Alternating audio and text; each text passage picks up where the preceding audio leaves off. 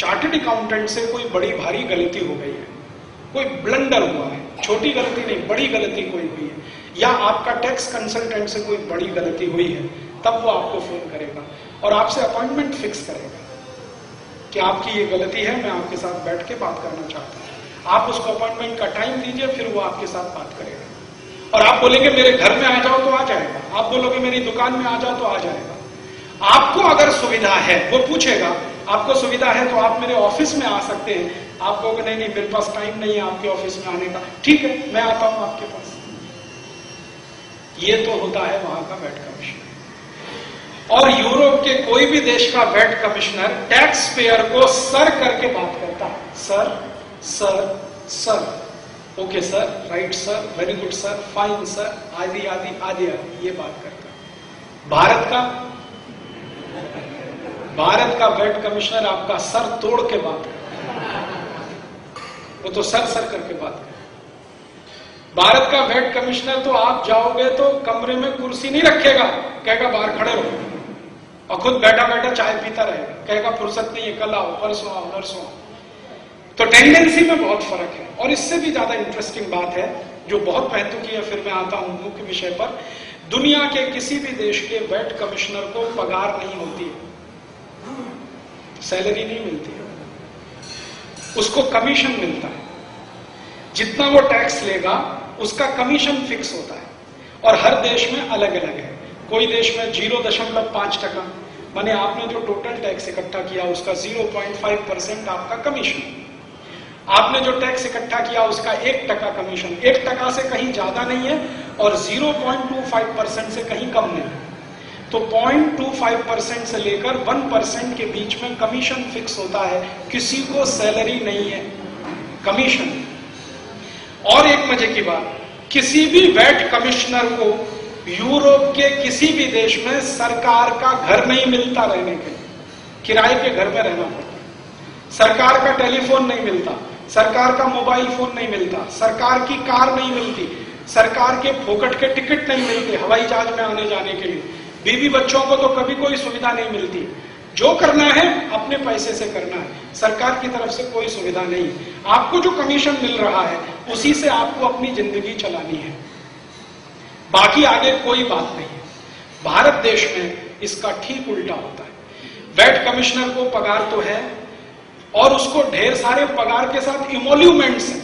House tax अलग मिलता है, हाउस रेंट अलग मिलता है, उसके बीवी बच्चे बीमार हो जाते हैं उसके लिए पैसा अलग मिलता है, फोकट की बिजली जलाने के लिए, फोकट का डीजल पेट्रोल फूकने के लिए अलग से मिलता है, बीवी बच्चों को हर साल घुमाने के लिए हिल स्टेशन पे जाए अलग पैसा मिलता है, और उसके मम्मी पापा भी बीमार पड़ जाए वैट कमिश्नर के तो उनको खर्चा अलग मिलता है। तो भारत का जो वैट कमिश्नर है और यूरोप का वैट कमिश्नर है, जमीन आसमान का अंतर है। हमारे देश की सरकार ने ये सारी माहिती छुपाई लोगों से और बोल दिया कि यूरोप के 123 देशों में वैट है तो भारत में भी आना चाहिए, लेकिन ये नहीं बताया कि उन 123 देशों में किन आधार पर वैट है और हमारे यहाँ किन आधार पर आया। सबसे खराब बात हमारे देश में जो हुई है वैट में कि ढेर सारे दूसरे टैक्स भरते हुए आपको वैट देना है। अब इसमें एक और महत्व की बात मैं कह दूं, फिर ये स्लाइड में शुरू करूंगा। भारत देश के नागरिक अगर नेट इनकम कर रहे हैं तो उनको टैक्स देना है इनकम टैक्स। बात समझ में आती है? Net income. और अगर आप ग्रॉस इनकम कर रहे हैं तो अब आपको टैक्स देना है वैट। वैट जो है ना, ग्रॉस इनकम पर लगने वाला टैक्स है। ये बात सबसे महत्व की है जिस पर मैं अब आपका ध्यान आकर्षित करना चाहता हूं और महाराज जी से विशेष निवेदन करना चाहता हूं, ये सबको बताएं। आपकी ग्रॉस इनकम अब टैक्सेबल हो गई, नेट इनकम पहले से टैक्सेबल थी। इसका माने आपकी टोटल इनकम टैक्सेबल हो गई। आप अपनी इनकम छुपा नहीं सकते। वैल्यू एडिड टैक्स लाने के पीछे हिंदुस्तान की सरकार की सबसे बड़ी साजिश है वो ये कि भारत के व्यापारी और उद्योगपति वर्ग की सारी इनकम सरकार की आंखों के सामने रहे, आप उसे छुपा नहीं सके। अभी क्या होता था, अभी जब आप सेल्स टैक्स देते थे तो उसमें ग्रॉस इनकम टैक्सेबल नहीं थी, नेट इनकम टैक्सेबल थी, तो उसमें आप थोड़ी बहुत बचत कर सकते थे। बचत करने को सरकार कहती है कर चोरी, और मैं उसको कहता हूं बचत। सरकार उसको कर चोरी कहती है कि आप टैक्स इवेजन कर रहे हैं, और मैं मानता हूं कि आप इस देश की डोमेस्टिक सेविंग्स बढ़ा रहे हैं। अगर आप टैक्स नहीं भर रहे हैं तो आप इस देश की बचत बढ़ा रहे हैं। सरकार कहती है कि कर चोरी कर रहे हैं, मैं कहता हूं कि आप टैक्स सेविंग्स वो करने से इस देश की बचत बढ़ाते हैं। कैसे? हिंदुस्तान के जो लोग टैक्स में पैसे कटौती करते हैं या टैक्स नहीं भरते हैं या टैक्स की चोरी करते हैं, जो भी शब्द इस्तेमाल करें, वही लोग सबसे ज्यादा डोनेशन देते हैं। वही लोग सबसे ज्यादा डोनेशन। महाराज जी, मेरे बहुत दोस्त हैं जो हर साल इनकम टैक्स की चोरी करते के लिए उनके घर में 4 चार्टेड अकाउंटेंट हैं जिनको महीने का 50,000 रुपए का सैलरी देते हैं। इनकम टैक्स नहीं जाना चाहिए। मैं उनको कहता हूं, भाई तुम इतना खर्चा चार्टेड अकाउंटेंट पे करते हो और इतना दान में भी देते हो, रोज का 1 लाख रुपए का दान दे सकते हैं, इनकम टैक्स नहीं देते। रोज का 2 लाख रुपए का दान दे सकते हैं, इनकम टैक्स नहीं देते। मैं जानता हूं, मेरे बहुत अच्छे मित्र हैं जैन समाज में ही हैं जो रोज का 2 लाख रुपए दान देते हैं, 3 लाख रुपए देते हैं, 4 लाख रुपए देते हैं। साल का उनका जो टोटल डोनेशन है ना, वो मैंने दिन में डिवाइड कर दिया, तो रोज का 2 लाख, 3 लाख, 4 लाख, 5 लाख रुपए तक डोनेट करने वाले लोग इनकम टैक्स नहीं भरते। क्यों? मैंने एक दिन उनसे पूछा। उसमें से कई लोग तो मुंबई में हैं। तब उन्होंने मुझे एक बहुत गंभीर बात किया, और उस दिन से मैं उनको सल्यूट करता हूं, मैं उनको प्रणाम करता हूं। सरकार उनको टैक्स चोर कहती है, मैं उनको सल्यूट करता हूं। वो कहते हैं, राजीव भाई, भारतीय संस्कृति में कुपात्रों को दान नहीं देते।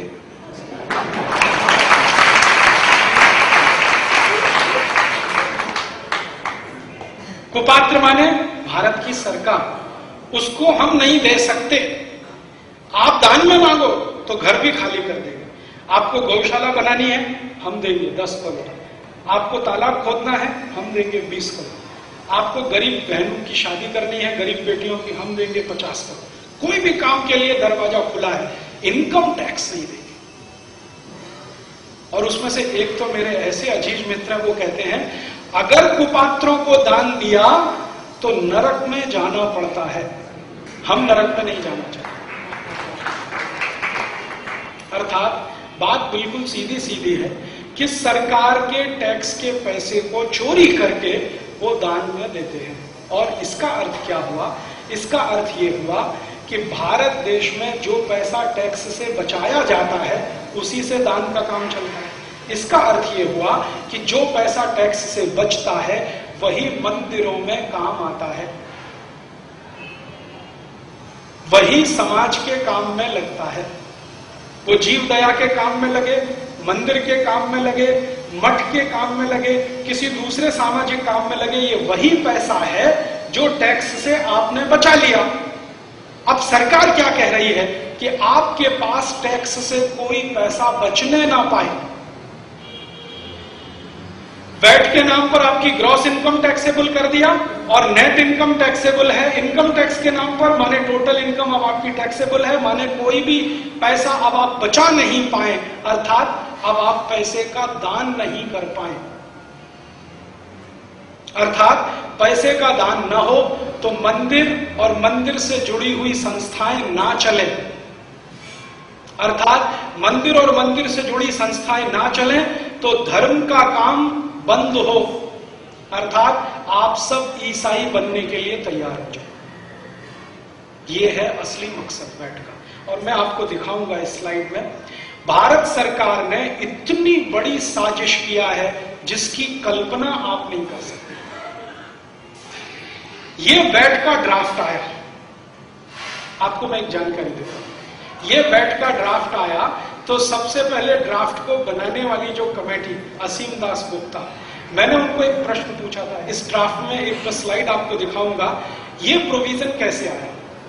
महाराज जी, इसमें एक स्लाइड है, वो आपको तो शायद दिखाई नहीं देगी, लेकिन हाँ, वो स्लाइड ये है कि जितने इंटरनेशनल ऑर्गेनाइजेशन भारत में काम करते हैं वो सब टैक्स फ्री, उनको वैट देंगे। All international organisations are VAT free. 22 राज्यों ने कानून बनाया वैट का। सभी राज्यों के कानून में इंटरनेशनल ऑर्गेनाइजेशंस को वैट फ्री रखा है। अब ये इंटरनेशनल ऑर्गेनाइजेशन कौन है? जितने भी चर्च ऑर्गेनाइजेशन है, सभी इंटरनेशनल ऑर्गेनाइजेशन, वो सभी वैट फ्री हैं। और जितने हिंदू धर्म के मठ मंदिर हैं, वो सभी अब वैट में आ गए हैं। और ये परिवर्तन किस दिन आया? जिस दिन मनमोहन सिंह इस देश का प्रधानमंत्री बना, उसी दिन ये प्रोविजन डाला गया। इसके पहले एक ड्राफ्ट बना था, वो बनाया था अटल बिहारी वाजपेयी की एक सरकार चलती थी ना, उसमें एक वित्त मंत्री थे, उनका नाम था जसवंत सिंह, और थोड़े दिन एक वित्त मंत्री रहे यशवंत सिन्हा। उनके समय में जो ड्राफ्ट बनाया गया उसमें ये प्रोविजन नहीं था। आप जरा ध्यान देना, इंटरनेशनल ऑर्गेनाइजेशंस को वैट से अलग रखना, ये मनमोहन सिंह के प्रधानमंत्री बनने के बाद इसमें डाला गया। मनमोहन सिंह इस देश का प्रधानमंत्री नहीं है, सोनिया गांधी इस देश की प्रधानमंत्री है। क्योंकि मनमोहन सिंह इस बात को